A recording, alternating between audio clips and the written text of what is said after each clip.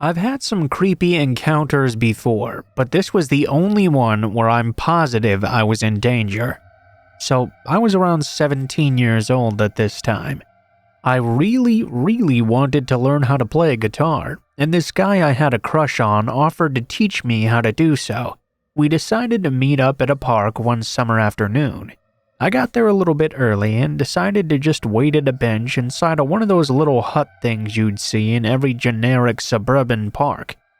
Despite it being really nice outside that day, the park was pretty much empty. I think it was just me and one other person off in the distance walking around the lake, but there was nobody else anywhere near me. I'm sitting there on my phone waiting for that guy to come along, when all of a sudden this lady pops up out of nowhere right next to me. She was a fairly small lady that seemed to be in her 40s or 50s. I remember specifically her being incredibly thin and very dirty looking almost. Despite having her hair and makeup done well and wearing very nice clothing, she just seemed off, you know? So she walks up to me and tells me she likes my shoes. I give her a big smile and tell her where I got them. Fairly standard interaction. That was my first mistake though. She sits down and begins to start a conversation with me. How old I am, where I lived, where I went to school, all of that stuff. I immediately thought this was weird, but my hometown is very safe.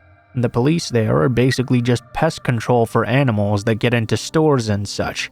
This lady was also incredibly small, so I knew I could take her down if I needed to.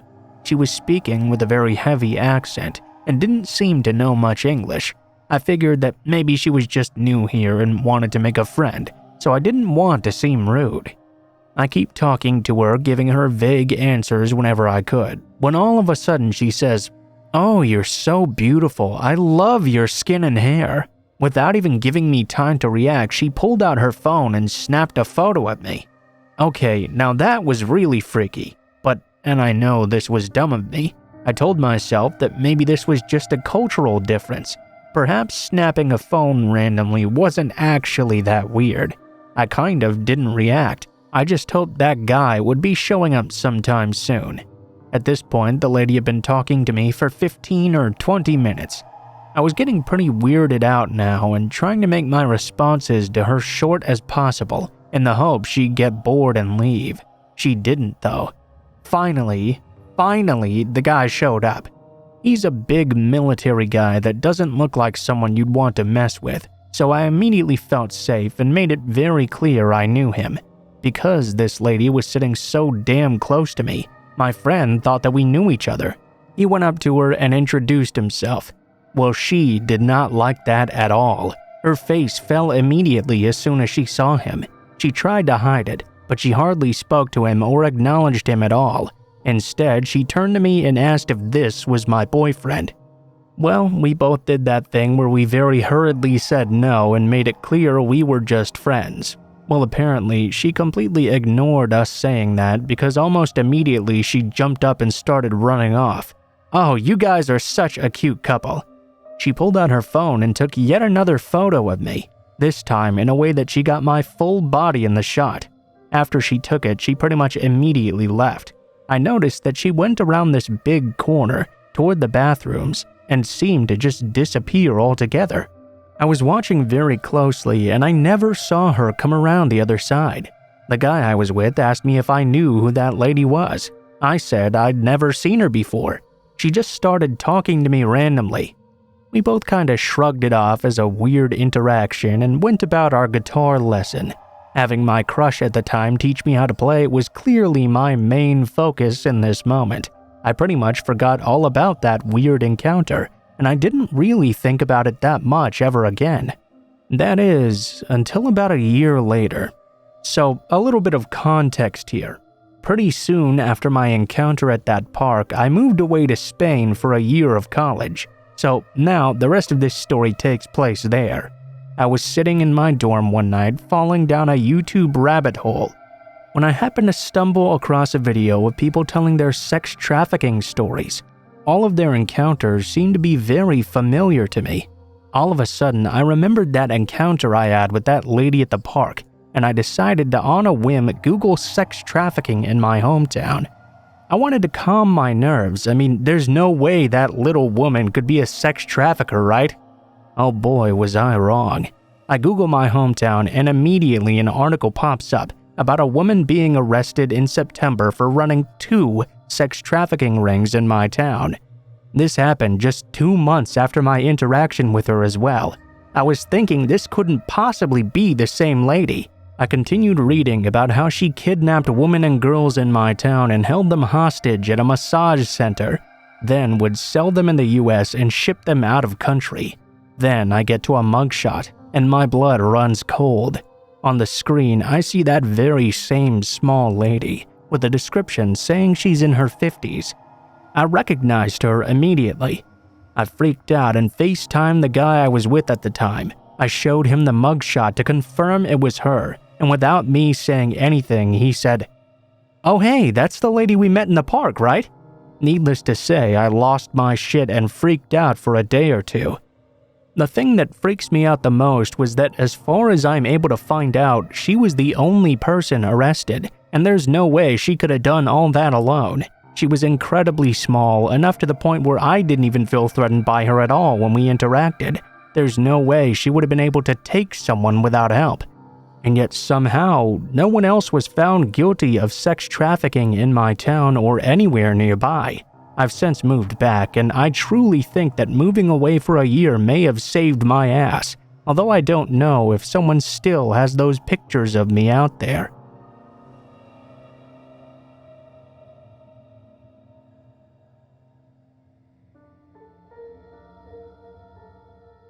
So, I'm not 100% sure if I'm in the right place, but I've held this story in for the last 6 years because it sounds completely crazy, and I got told not to talk about it. Well, now, I'd like to share. You see, I went camping 6 years ago with a now ex-boyfriend of mine. The campsite we picked was very beautiful. We were even able to drive in through some rough trails. The spot we picked was next to some hiking trails that weren't very far from some natural hot springs and this huge, beautiful waterfall. We were practically right in the middle of nowhere, and absolutely no one else was around. We set up camp next to the car, went hiking, soaked in the hot springs, came back and had a nice dinner as well. All in all, it was a very nice day. That is, until we woke up the next day. I need to give some context as to how we slept that night so you can understand my confusion. Before we went to sleep, I put our food cooler and a stereo we had brought in the car and locked it up tight. I put the keys in the front pocket of my backpack and put my backpack next to my sleeping bag on the far side of the tent away from the door. My boyfriend at the time slept nearest to the door of the tent with a gun right next to him. We woke up the next morning and I felt fine. I had slept pretty hard in all honesty, and from inside the tent everything seemed perfectly normal. When we got outside though, our camp was in absolute chaos.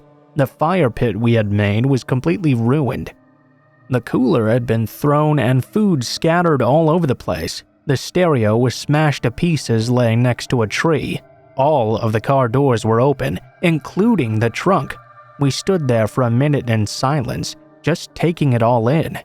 Somehow, the woods felt very off now. It was quiet and felt nothing like the beautiful campsite I had seen just yesterday.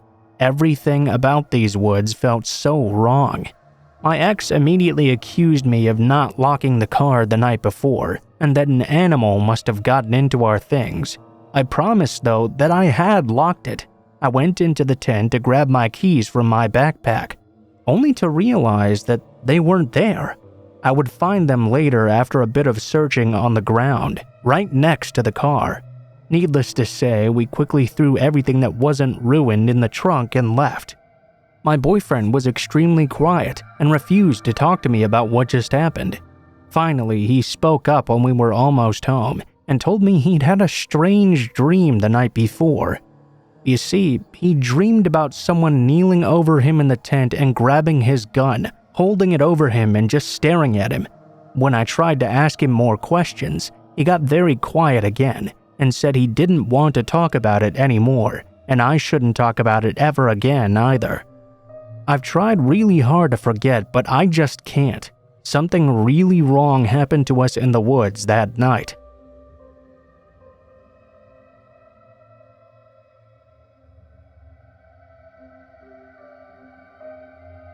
So I, 24 and male, have lived on my own for about 2 years now. I have a very small bungalow I'm able to pretty comfortably afford.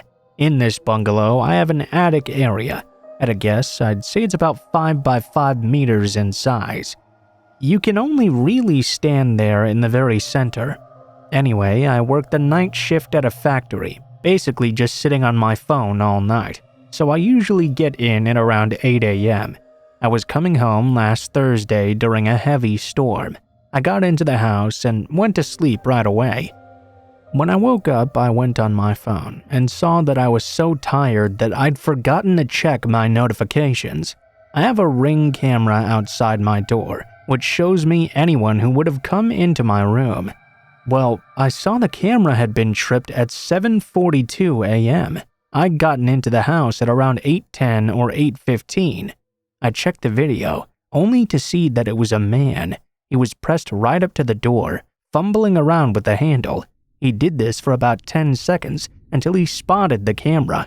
Once he did, he very quickly scuttled away. This definitely unsettled me, but it didn't entirely creep me out or anything. I got up to go make some food and discovered something in my kitchen. My back window was wide open. Of course, I instantly began having thoughts of a home invader, but I slowly began to chill out as I convinced myself I'd just left it open in my tiredness. The rest of my day pretty much entirely consisted of this. I'd notice a small thing that didn't seem quite right and start scaring myself, all up until a point. I leave for the shift at 10 p.m., so I was sitting down watching some TV at 9 o'clock before work. I spotted something that made my heart leap into my throat immediately. Out of the very corner of my eye, I could see my attic entrance was very slowly being slid open. I so vividly remembered that I began questioning my sanity. Surely I must just be hallucinating this or something. I looked over to it and saw something that made me so much more scared. I could see fingers wrapped around the hatch, beginning to move it more. I didn't know what to do. I could feel the panic beginning to really get to me. I wasn't sure if I should leave the house and call the police or if I should try and yell at whoever was up there. I chose a mixture of both. I began dialing 999 and ran to my bedroom where I could lock the door. As soon as I began to run, I heard the hatch almost get torn off with the speed they sheared it, and I arrived at my bedroom door. I looked down the corridor and watched for a moment, seeing only a little slice of the blackness in my attic. Then, though, I saw human hands holding onto the sides of the ceiling and a body lowering itself. "Whoever's in there, I'm calling the police and I have a gun! I don't actually own one. If you take a step out of there, I will fucking shoot you!" The adrenaline was really making my hands and voice shake, but I tried sounding as tough as I could. Then I saw something I don't think I'll ever forget. The hand slipped back into the dark, only for him to drop down completely. I slammed my door shut and locked it as quickly as I could. The call went through and I was able to get on a line with the police. They dispatched officers to my house. I told them I didn't know if the man was armed or not, and the dispatcher told me to stay on the line. I could hear the man slowly walk up to my door and begin to rattle the door handle. He seemingly went through my cupboards in my kitchen as well, as I began to hear a lot of commotion. Truth be told, I don't know why he stayed. I would have just left the house if it were me. But he stayed all the way until the police arrived and arrested him. Apparently, he was a homeless man and had armed himself with a knife from my kitchen. He'd recently been seen in the area trying to get into many houses. Truth be told, I'm very frightened to sleep still. I now sleep with my bedroom door locked at all times and all my windows sealed shut. I also sleep with a knife under my pillow. I know this is really rare and not something that's likely to ever happen to me again, but I just can't forget the creepy way he dropped down from my attic. That's the story of one of the scariest things that's ever happened to me.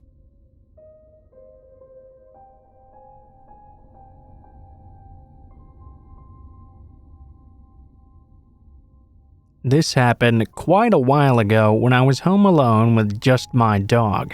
After all this time, I'm sure what happened was really strange, and I have no idea what this man actually wanted. So there I was watching TV one night at about 11 p.m. when I heard a car slowly pull up outside and shut the engine off. I figured this was obviously a neighbor arriving home, but of course my nosy dog wanted to have a look and went straight to the window. He kinda messed up the blinds as he went to look, so I got up to go fix them. As I did, I noticed a car parked on the street across from my house and my neighbor's house. I couldn't really make out any details, but it looked like the driver was just sitting there in the car. I didn't really think anything of this at first. Instead, I took the opportunity to grab a drink and go back to watching TV. Quite a while had passed since I fixed the blinds. I'm not sure exactly how long, maybe 20 to 30 minutes or so. Out of nowhere, I thought I could hear a very faint tapping at my door. Not a knock exactly, but something much lighter and very quiet. My dog sat bolt upright looking at the door. I paused the TV, and then the same tapping started on my window. I opened the blinds a little bit, only to see a man standing right there. I couldn't make out his face properly. He immediately walked back to the door and began to tap again. Now, this might not sound very frightening. I'm not sure why, but suddenly I had this really awful feeling. I became instantly terrified, and I couldn't figure out why. The tapping at the door never stopped, but something in my head was saying that if I opened the door to him, something really bad would happen to me. Instead, I went all the way upstairs to open a window to shout out and ask what he wanted. I felt a lot safer doing this. The man was very quiet and said in almost a whispering voice that he was delivering a pizza and told me how much I owed. I felt so stupid for being frightened at first and told him I didn't order any pizza. I assumed that he was probably speaking quietly and knocking so lightly so that he wouldn't disturb my neighbors. My dog had followed me upstairs and was letting out this odd growl and bark, which was unusual for him.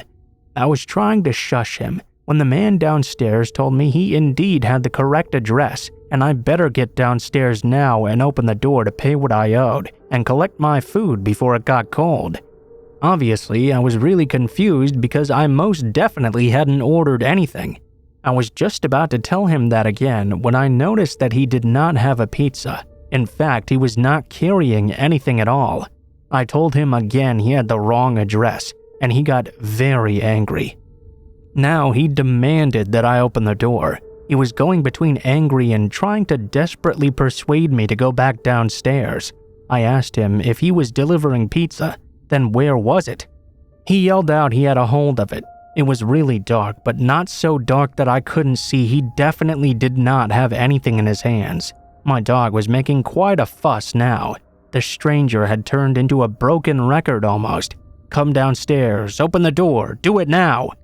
Well, luckily, all the noise alerted my neighbor, who did in fact open his front door. The man didn't say a word, but as soon as the door opened, he sprinted across the street to the car I had pulled up quite a while ago. He went back empty-handed. I have no idea what this man wanted, but he certainly was not a delivery driver. It really freaked me out as well that my dog is quite obviously very large. The man had seen him through the window and was not deterred at all. It seems even stranger and perhaps less random that he actually drove right to my house, as though he'd always planned on showing up that night.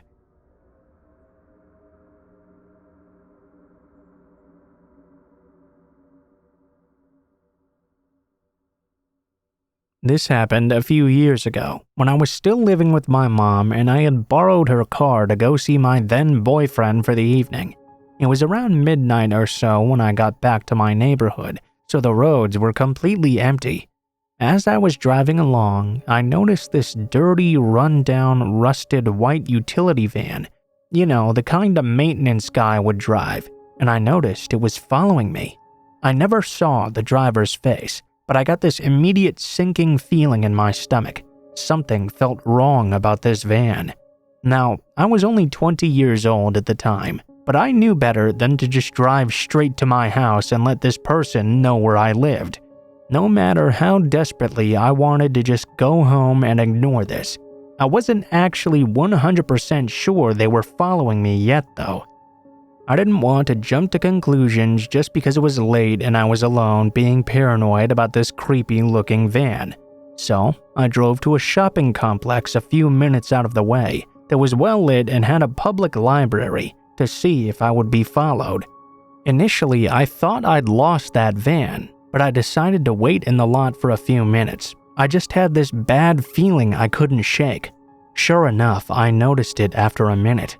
The van was already there. It was driving in random circles around the parking lot, clearly looking for me. This scared me quite a bit, so I drove toward the big mall here that's always got a security and police presence.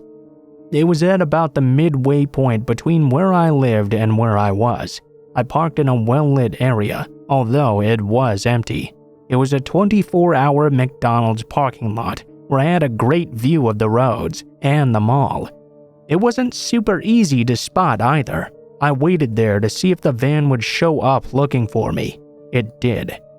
And of course, this would be the one single time security and the cops were nowhere to be found, which was half the reason I'd even decided to head there in the first place. Realizing that whoever was driving this van was 100% actively following me in the middle of the night, I knew just driving home was no longer an option. That's a really terrifying realization. Luckily, the police station was just a few minutes away from where I was. I tried to discreetly drive away, hoping the van had not noticed me yet. Unfortunately, I was not that lucky. It wasn't long at all before the van was back in my rear view mirror. At this point, I was panicking pretty hard and my anxiety was through the roof. I finally pulled into the police station parking lot. Seconds later, the van came to a stop right in the middle of the road. I'm guessing it was just long enough for them to realize where I'd led them to. They immediately shot off faster than I'd ever seen. I did make it home safe and without seeing the van again not long after, but this whole ordeal took at least an hour of my night. It was after 1 a.m. by the time I arrived home, and I was terrified the entire time. I don't know specifically what this guy's intention was, but honestly, I don't think I really need to know. I know it was nothing good at the very least, and likely I avoided a very bad situation. If you ever think someone is following you, it's not stupid or paranoid to make sure you're not right. I mean, who knows what might have happened if I had led them to my house or gotten out of the car.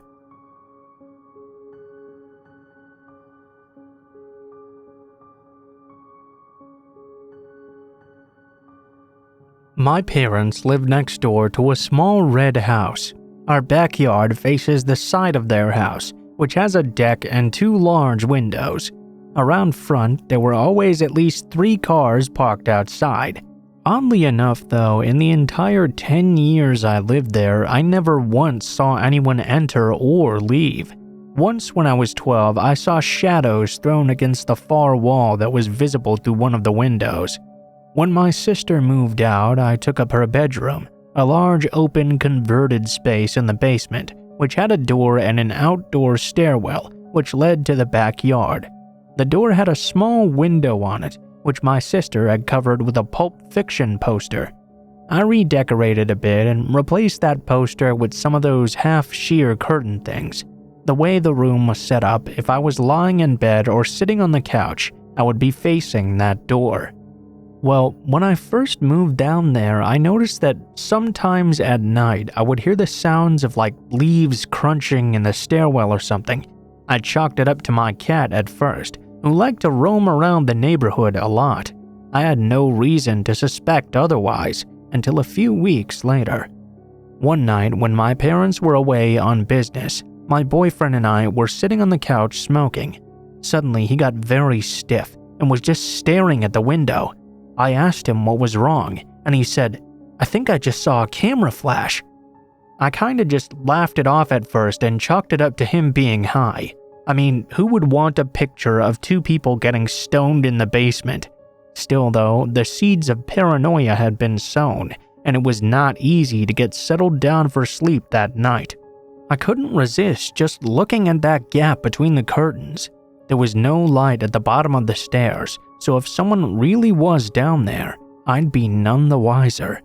At around 3 in the morning, I heard the very distinct sound of leaves under heavy boots. Definitely not a cat. I don't know what made me decide that the best course of action for me, standing all of 5'3", was to confront the potential stalker myself. I didn't even have my shoes on. I just threw the door open. There was no one in the stairwell, so I ran up the stairs and into the backyard. Standing there was a man in his mid-40s, maybe 6 feet tall, wearing one of those mechanic jumpsuits. He was holding this clunky, outdated digital camera. We stood there for a moment, just staring at one another. He seemed extremely confused to see me. After what felt like an eternity, I finally remembered how to speak. "What the fuck are you doing?" My voice seemed to startle him. He immediately turned and sprinted through my backyard, toward the red house and into the dark. After that, I didn't see any more strange flashes of light or hear any crunchy leaf noises either. It really freaks me out to think how many nights he could have just been standing there in the dark, watching me. Oh, and for everyone who was asking, neither of my siblings had any encounters with the man I saw that night. My sister only put up the poster of the window to block out the light, and because the idea of the window facing her bed made her anxious, not because she ever had a mysterious stalker she forgot to mention to me.